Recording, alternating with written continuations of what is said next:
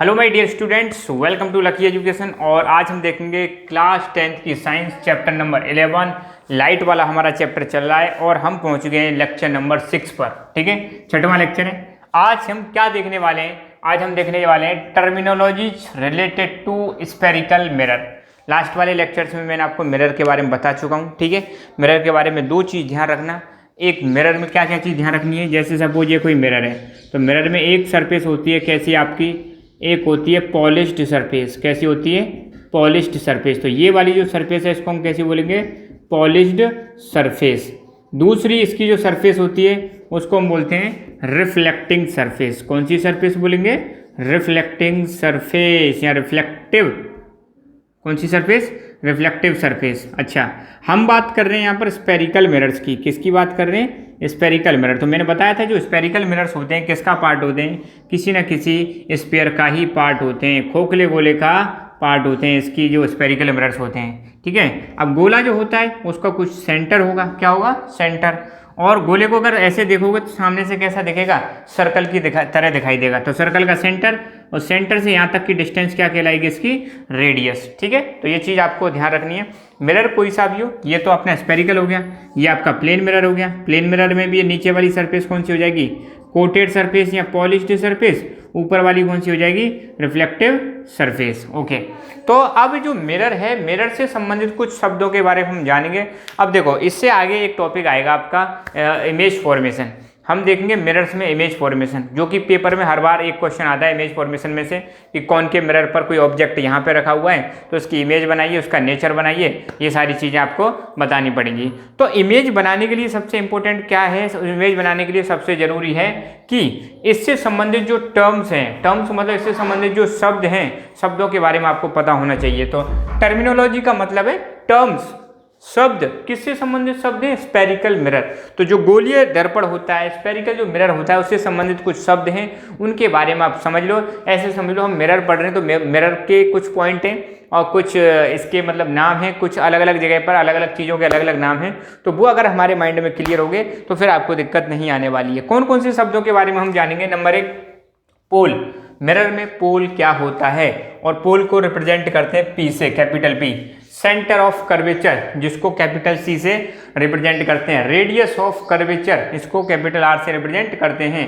Principal axis, focus और focal length. ये 6 चीज़ अगर आपको आ गई, इसका मतलब आपको मिरर समझ में आ गया, कोई दिक्कत आने वाली नहीं है। ठीक है, तो ये 6 चीज़ क्या है, ये चीज़ हम जानेंगे किस में? मिरर में। अच्छा, यहाँ पे एक वर्ड आ रहा है कर्वेचर। कर्वेचर, देखो ऐसे करके जो कोई चीज होती है उसको हम क्या बोलते हैं? कर्वेचर। तो मिरर में ये जो पार्ट है इसका, रिफ्लेक्टिव सरफेस जो है, ये क्या एक प्रकार का कर्वेचर है। क्या है?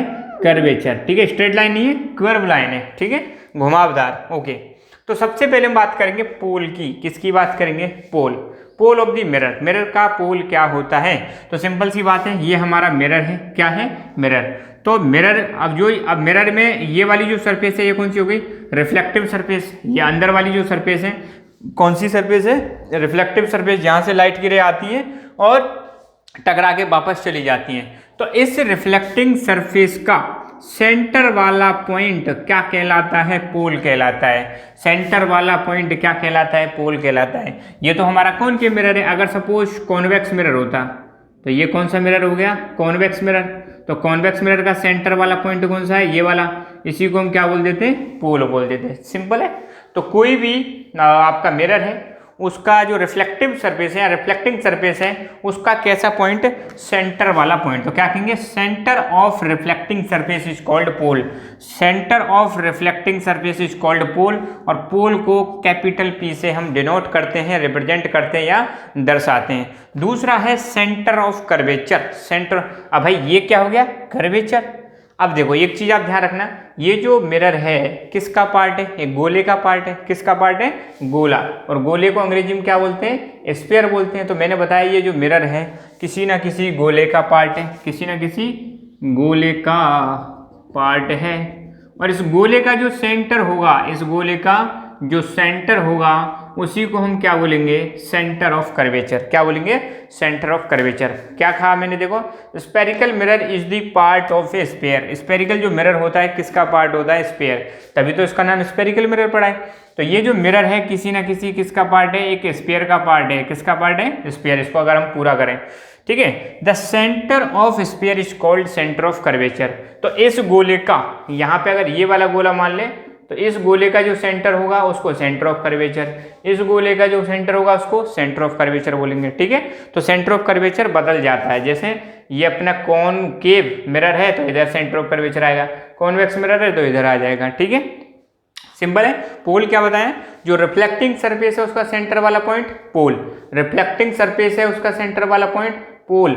अगर कोई भी जो मिरर है वो किसका पार्ट है, एक गोले का पार्ट है, एक स्फीयर का पार्ट है, उस गोले का सेंटर क्या कहलाता है, सेंटर ऑफ कर्वेचर।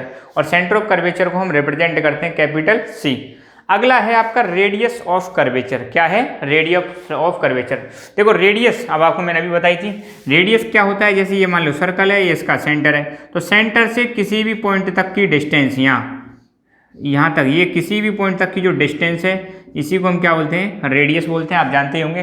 तो सेंटर से लेके रिफ्लेक्टिंग सरफेस के किसी भी पॉइंट तक या मिरर के किसी भी पॉइंट तक की जो डिस्टेंस है उसी डिस्टेंस को हम क्या बोलते हैं, रेडियस ऑफ कर्वेचर। देखो क्या लिखा हुआ है, the distance between centre of curvature, the distance between centre of curvature and any point of the mirror, mirror के किसी भी पॉइंट और सेंटर ऑफ कर्वेचर के बीच की जो दूरी है इसी दूरी को हम क्या बोलते हैं, रेडियस ऑफ कर्वेचर। और इसको दिखाते हैं कैपिटल आर से। किससे दिखाते हैं, कैपिटल आर। एक बार मैं पुनः आपको इन सारी चीज़ों को रिवाइज करा देता हूँ।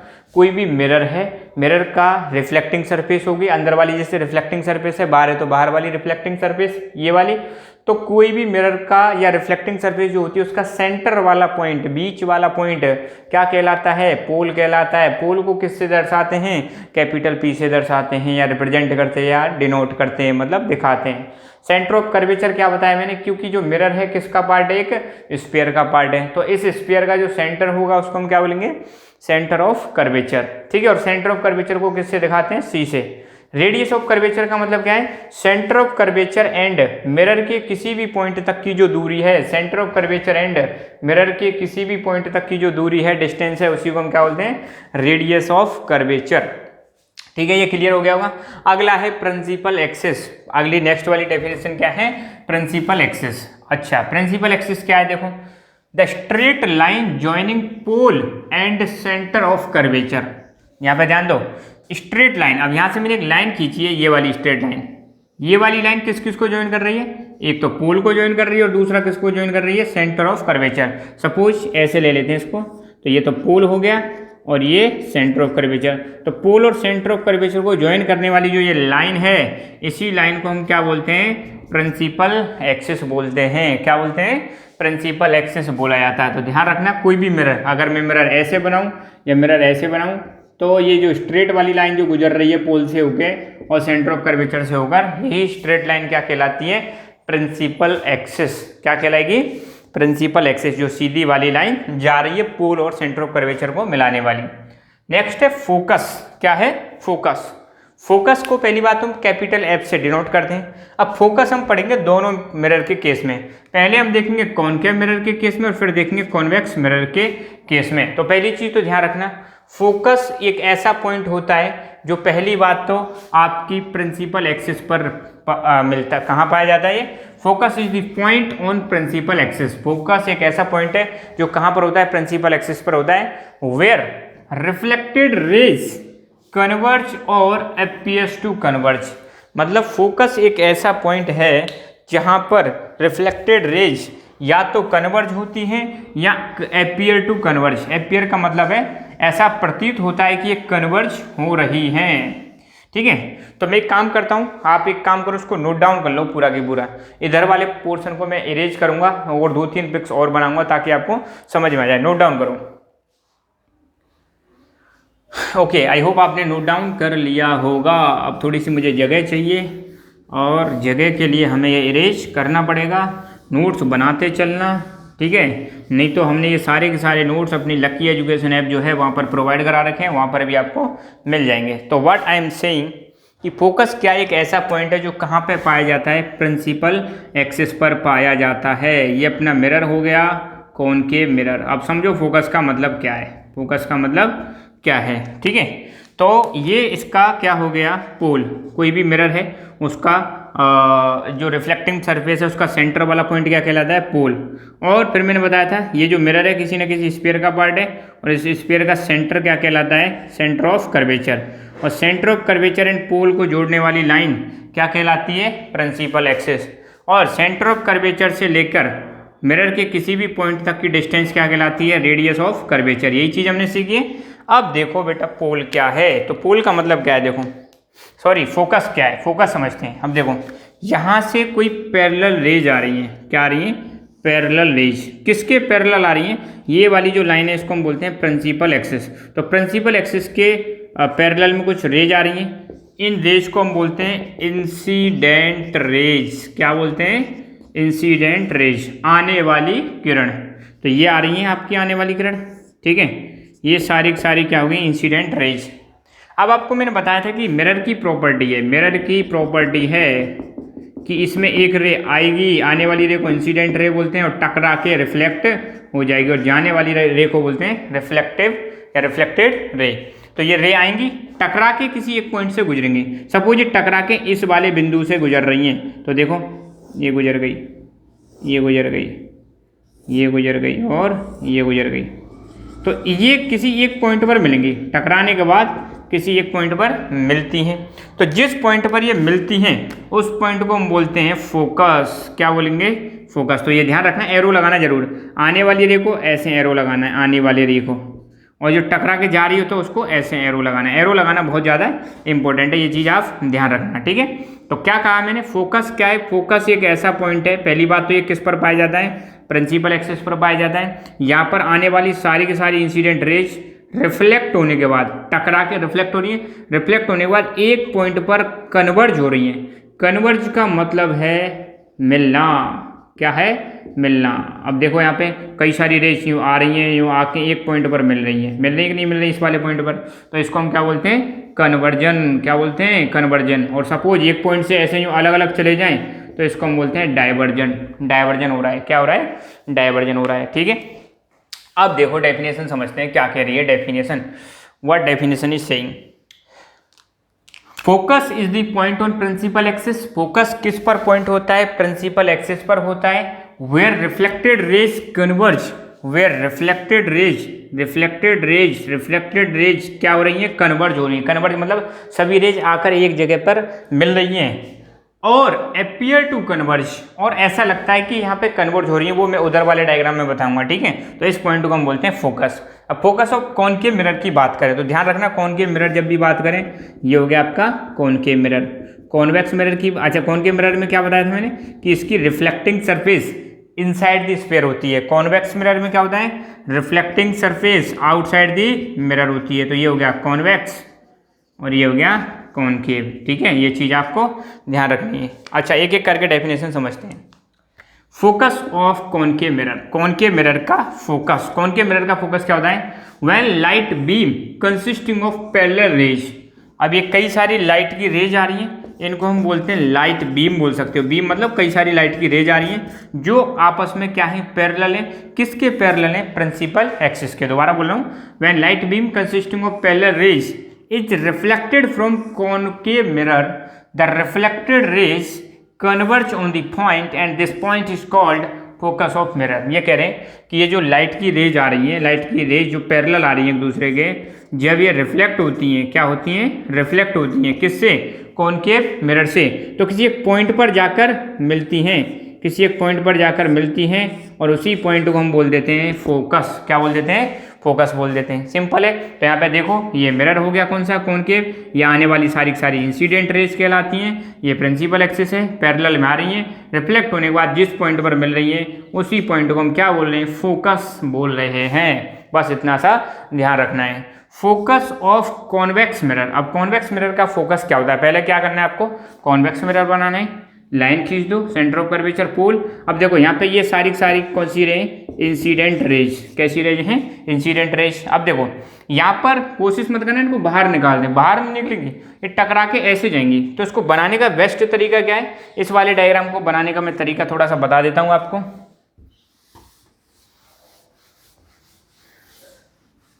थोड़ा डायग्राम का भी हमें एक तरीका आना चाहिए, तो वो मैं इसलिए यहाँ पे डायरेक्ट बताता हूँ बना के।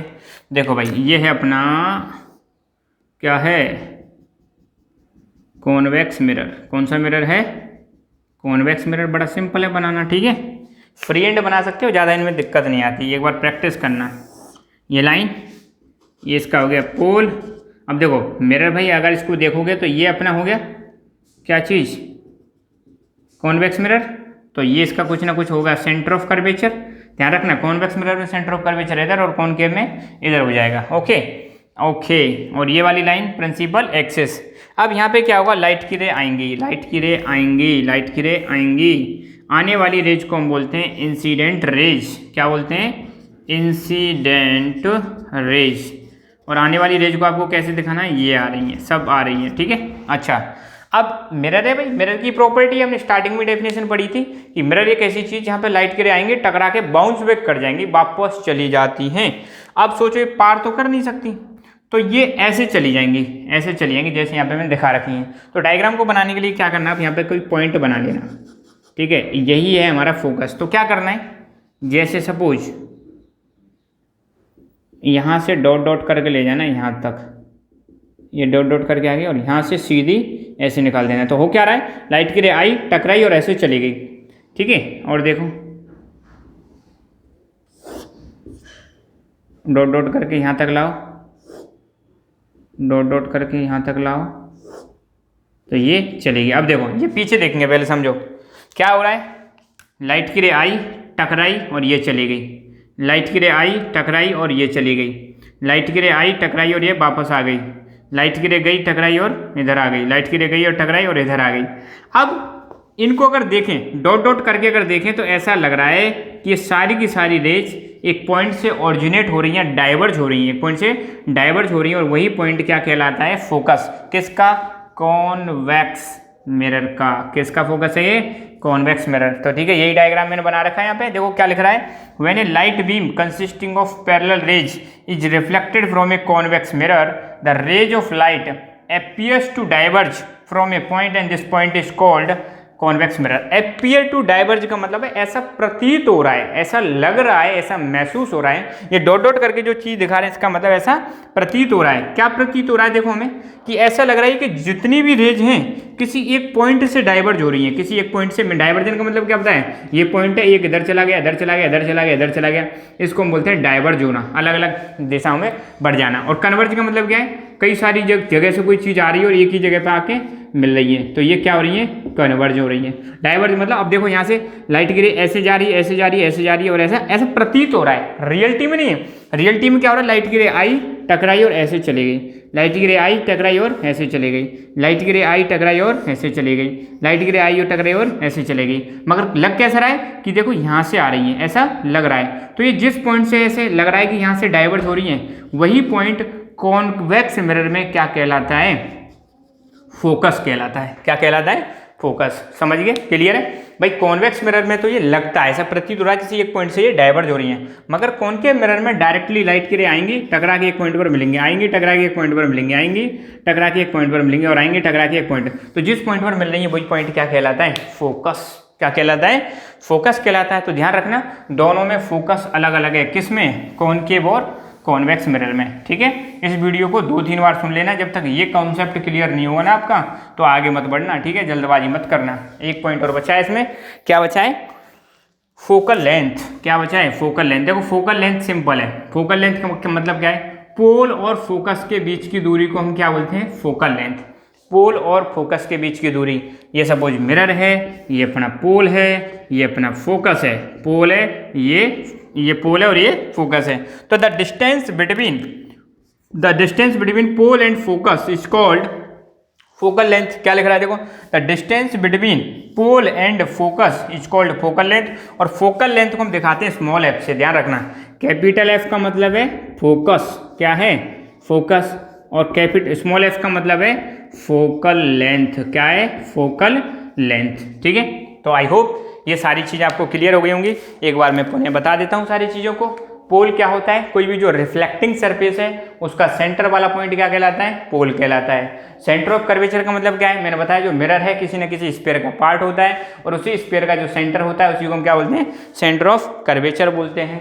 रेडियस ऑफ कर्वेचर का मतलब क्या है? सेंटर ऑफ कर्वेचर से लेके मिरर के किसी भी पॉइंट तक के बीच की जो डिस्टेंस है उसको हम रेडियस ऑफ कर्वेचर बोलते हैं। प्रिंसिपल एक्सिस क्या होता है? पोल और सेंटर ऑफ कर्वेचर को मिलाने वाली जो स्ट्रेट लाइन है, स्ट्रेट मतलब सीधी लाइन है, उसी को हम क्या बोलते हैं? Principal axis. फोकस क्या होता है? फोकस वो पॉइंट होता है जहां पर रिफ्लेक्टेड रेज या तो कन्वर्ज होती है, रिफ्लेक्टेड रेज या तो क्या होती है? कन्वर्ज होती है, या ऐसा लगता है कि कन्वर्ज हो रही है। यहाँ पे अपीयर मतलब ऐसा महसूस होता है, तो कन्वर्ज हो रही है या कन्वर्ज होती हुई प्रतीत होती है। यहाँ पे ऐसा लग रहा है ये कन्वर्ज हो रही है इधर से। ठीक है, अच्छा फिर हमने देखा फोकस हो गया। फोकल लेंथ का मतलब क्या है? पोल एंड फोकस के बीच की दूरी फोकल लेंथ कहलाती है। ठीक है, तो ये सारे डायग्राम आपको दिमाग में सेट करने और थोड़ा अपने आप को रोक कर थोड़ा सा शांत करके आंख बंद करके इन सारी चीज़ों को मेमोराइज करो, बार बार मेमोराइज करो, जब तक क्लियर ना हो जाए आगे मत बढ़ना। एक चीज़ अपने दिमाग में सेट कर लो, कोई भी सब्जेक्ट पढ़ रहे हैं, अगर आपने कोई टॉपिक पढ़ा है तो उसको पहले डाइजेस्ट किया करो। अगर वो टॉपिक अच्छे से डाइजेस्ट हो गया ना तो आगे दिक्कत नहीं आएगी। अब ये वर्ड आपको बार बार सुनाई देंगे तो कोशिश ये करना, ये टॉपिक हो सकता है पेपर में ना आए, हो सकता है may be, but in topics के बिना जो चीज़ मैंने यहाँ पर बताई है आगे का प्रोसेस आपको समझ में नहीं आएगा। सो मेरी एक रिक्वेस्ट है, इन टॉपिक्स को आप अच्छी तरह से भली भांति समझ लें। ठीक है, कोई भी दिक्कत आए तो आप मुझे बताएं। बाकी नोट्स की चिंता ना करें, नोट्स मैंने ऑलरेडी प्रोवाइड करा रखे हैं लकी एजुकेशन ऐप पर, वहाँ पर आपको मिल जाएंगे 2-2, 3-3 सेट मिल जाएंगे। जो आपको अच्छे लगे वहाँ से नोट डाउन कर लेना। हैंड रिटन नोट्स हैं, आप बिल्कुल निश्चिंत रहो। ठीक है, तो आज के लिए इतना ही। Thank you so much. जय हिंद, जय भारत।